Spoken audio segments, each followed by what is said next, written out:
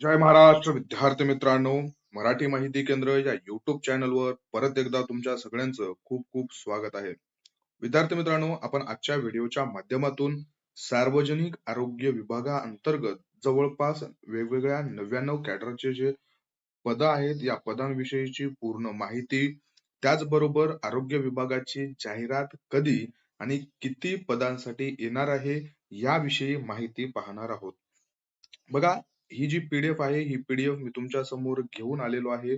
यामध्ये जानेवारी 2026 पर्यंत जेवढी काही DHS मध्ये रिक्त पदांची संख्या आहे आणि तिचं कशा पद्धतीनं भरली जाणार आहे, सरळ सेवेमध्ये किंवा पदोन्नतीमध्ये एकूण काय स्टेटस आहे, याविषयी सुद्धा मी तुम्हाला डिटेल्स मध्ये माहिती सांगणार आहे.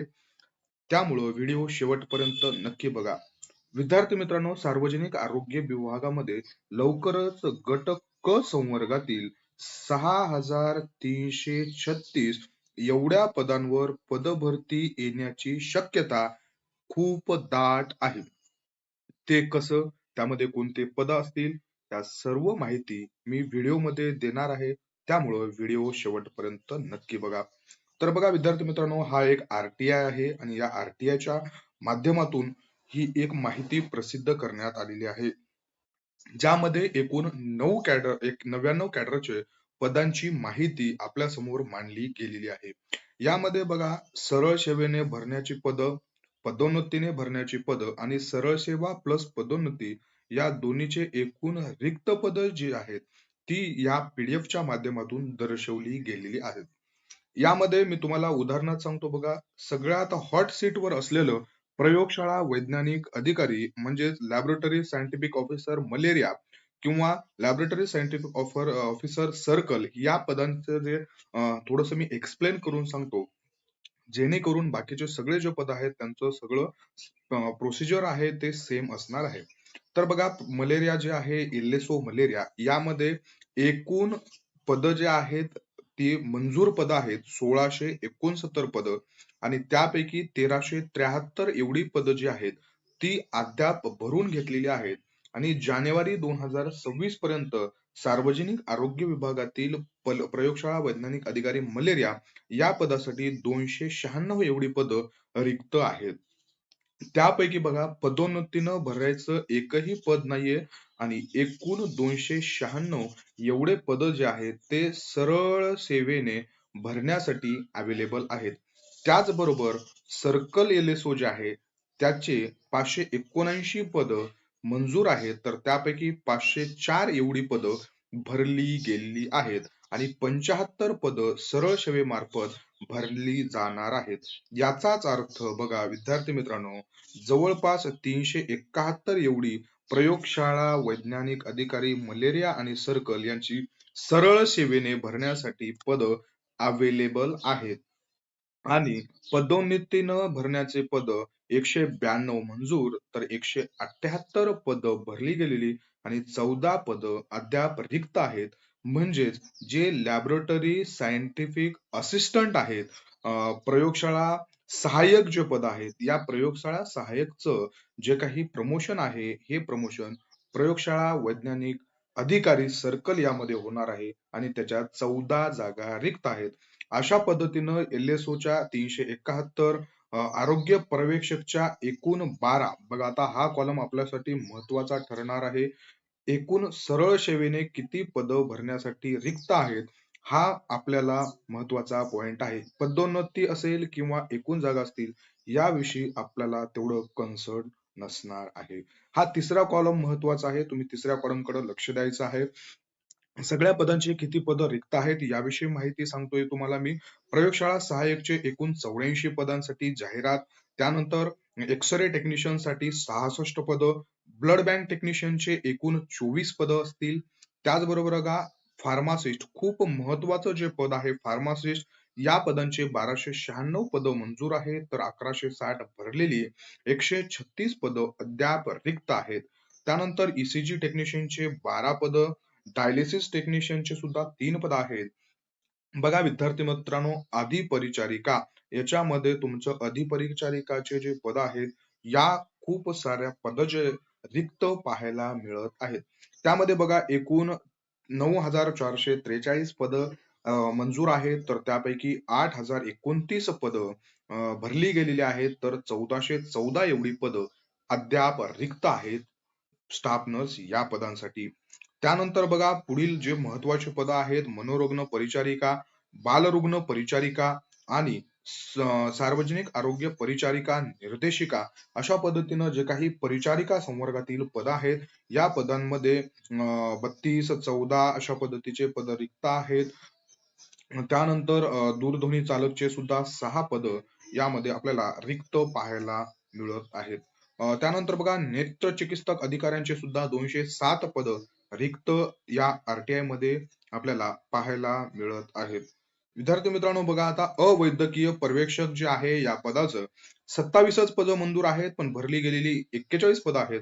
अजून 14 पद मंजूर करायचेच राहिलेले आहेत. मंजूर पदांच्या वरती पद भरून घेतलेले आपल्याला पाहायला मिळून येत आहेत. त्याच पद्धतीनं ECG तंत्रज्ञ, क्षकिरण सहाय्यक, लघुटंकलेखक, आरोग्य निरीक्षकचे सुद्धा बघा 144 पद आहेत. त्याच्यानंतर बहुचर्चीय असलेलं बहुउद्देशीय आरोग्य कर्मचारी MPW हे जे काही पद आहे, या पदांसाठीचे सुद्धा 937 पद रिक्त आहेत विद्यार्थी मित्रांनो. त्यानंतर अशाच पद्धतीनं 2-2, 3-3, 4-4 काही संवर्गातील पद जे आहेत, ते आपल्याला रिक्त पाहायला मिळून येत आहेत. विद्यार्थी मित्रांनो, अशा पद्धतीच्या एकूण 99 कॅडर जे आहे, त्या 99 कॅडर मध्ये एकूण सरळ सेवेने 24,536 एवढी पद मंजूर झालेले आहेत आतापर्यंत सगळ्यांचे. तर विद्यार्थी मित्रांनो, त्यामध्ये बघा 20,060 एवढी पद भरली गेलेली आहेत आणि अद्याप सरळ सेवेने भरायला रिक्त असलेली पद 4,476 एवढी आपल्याला पाहायला मिळून येत आहेत.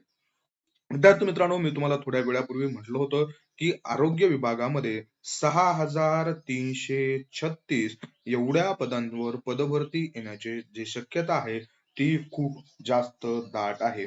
तर तुम्हाला हा प्रश्न पडला असेल की इथं तर 4,476 एवढीच रिक्त पद दिसत आहेत, मग एवढ्या पदांवरती जाहिरात कशा पद्धतीनं येणार आहे?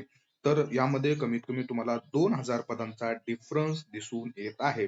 तर विद्यार्थी मित्रांनो, या पाठीमाग तुम्हाला एक्सप्लेनेशन जर द्यायचं असेल तर त्याच्यामध्ये असं लॉजिक आहे बघा. हा RTI जो आहे तो जानेवारी 2026 पर्यंतचा आपल्याला पाहायला मिळून येत आहे.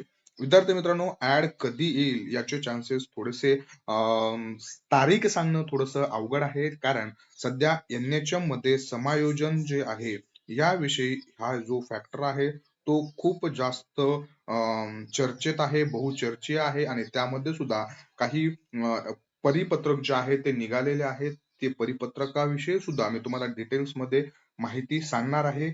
या व्हिडिओचा बी पार्ट मी अपलोड करणार आहे लवकरच आणि त्यामध्ये सुद्धा ह्याच विषय असणार आहे आपला.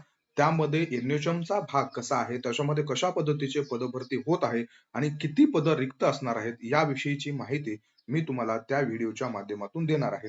तर बघा, NHM मध्ये ही पदभरती होत आहे, त्यामुळं कधी डेट काय असेल हे मी तुम्हाला कन्फर्म सांगू शकत नाही, परंतु हा जानेवारी 2023 चा RTI आहे.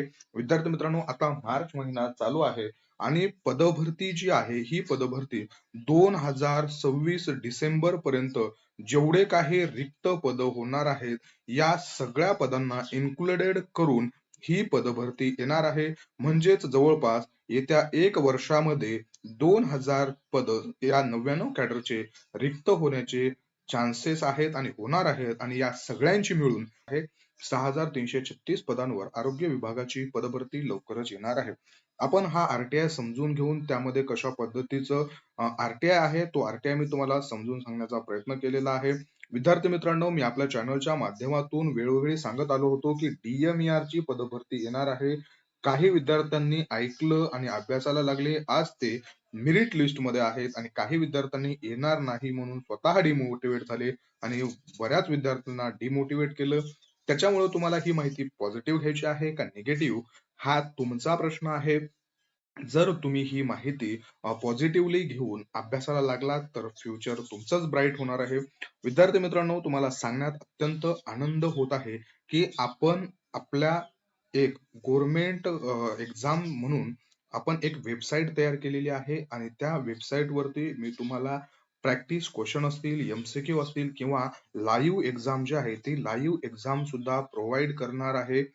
त्यामध्ये तुम्ही DHS, DMER चे PYQ असतील किंवा अद्याप अपकमिंग एक्झामची तयारी कशी करायची असेल, याविषयी सुद्धा पूर्ण प्रॅक्टिस तुमची त्या वेबसाईट वरती आपण करून घेणार आहोत. विद्यार्थी मित्रांनो, तुम्हाला ते जे वेबसाईट वरती प्रॅक्टिस आहे, ही मात्र फ्री देणार आहोत आपण. त्यामध्ये काहीच विषय नाहीये आणि ज्या पेड असणार आहेत काही सीरीज, त्या तुम्हाला खूप अफोर्डेबल कमी किमतीमध्ये ₹1, ₹5, ₹10 पर्यंत मिळणार आहेत. त्यामुळं तुम्ही सगळ्यांनी त्याचा लाभ घ्यायचा आहे आणि अभ्यासाला लागून प्रॉपर अभ्यास करून गव्हर्नमेंट जॉब मिळवायचा आहे. तर विद्यार्थी मित्रांनो, मी तुम्हाला RTI समजून सांगून अभ्यास करण्यासाठी मोटिवेट करण्याचा आणि पुढच्या भरतीमध्ये किती जागा येणार आहेत याची माहिती देण्याचा प्रयत्न आजच्या व्हिडिओच्या माध्यमातून केलेला आहे. तुम्हाला दिलेली माहिती आवडली असेल, व्हिडिओला लाईक करा, चॅनलला सबस्क्राईब करा आणि विद्यार्थी मित्रांनो, सगळे PDF नोट्स मिळवण्यासाठी टेलिग्राम चॅनल सुद्धा नक्की जॉईन करा. धन्यवाद.